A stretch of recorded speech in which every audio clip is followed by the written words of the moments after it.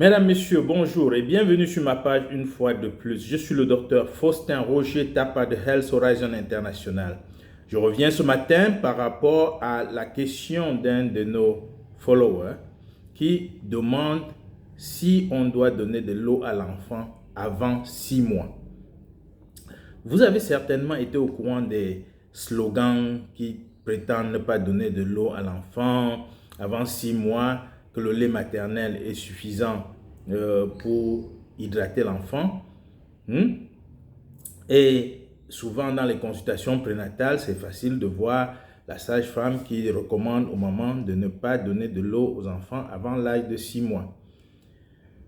Voyons un peu ce que ça représente pour l'enfant lui-même. 1. L'enfant a le même corps que tout le monde, la même cellule, 2 tiers d'eau, 1 tiers de tissu. 2. L'entretien de l'enfant demande l'entretien du pavillon hydrique, c'est-à-dire l'entretien de la masse hydrique, c'est-à-dire de l'eau, tout comme chez l'adulte. Donc, vous ne pouvez pas maintenir un enfant en bonne santé sans maintenir sa masse d'eau constante. Ça, c'est des réalités qu'il faut connaître. La deuxième chose, c'est que l'enfant a les mêmes structures cellulaires que l'adulte. Il n'y a pas de réservoir d'eau chez l'enfant. Son organisme ne fabrique pas de l'eau. Résultat, il faut le ravitailler au fur et à mesure que le temps passe.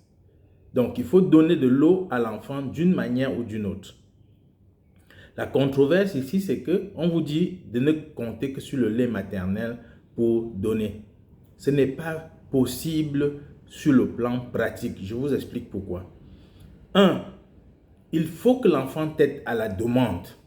Donc, chaque fois que l'enfant tète, il faut qu'on soit disponible pour lui donner le sein. 2. Il faut que la mère soit elle-même bien hydratée. Donc, la maman doit être suffisamment hydratée pour pouvoir donner de l'eau à l'enfant. 3. La maman doit être disponible pour téter l'enfant à la demande. Et enfin, l'eau doit être disponible. L'eau doit être disponible.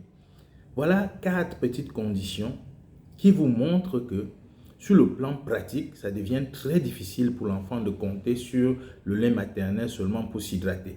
Vous n'avez qu'à faire un tour dans les services de pédiatrie et vous comprendrez qu'au moins 80% des enfants sont déshydratés.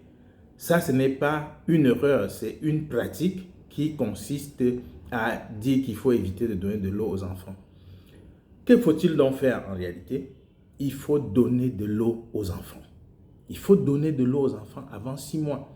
Parce que, 1, la maman n'est pas toujours disponible. 2, elle a peur que ses seins vont tomber pour la plupart des jeunes mamans aujourd'hui. 3, l'eau n'est pas toujours disponible dans nos milieux pour permettre à nos mamans d'avoir une hydratation constante. Et 4, le facteur d'eau qui n'est pas disponible là, il faut bien prendre en compte parce que c'est une pénurie qui est parfois constante et les gens boivent quand ils ont soif. Les gens boivent quand ils ont soif et la soif n'est pas l'expression du besoin en eau malheureusement, c'est l'expression des dégâts causés par la déshydratation.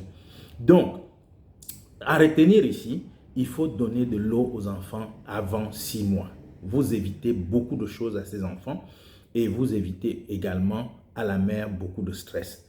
Donc, voilà ce que je peux répondre par rapport à l'eau avant 6 mois chez le bébé. Et retenez que ça va susciter beaucoup de controverses, beaucoup de critiques. Je vais recevoir des flèches comme d'habitude par rapport à certaines déclarations, mais malheureusement, la science, c'est des évidences. Et ces évidences sont variables. Ça peut être vrai aujourd'hui et faux demain.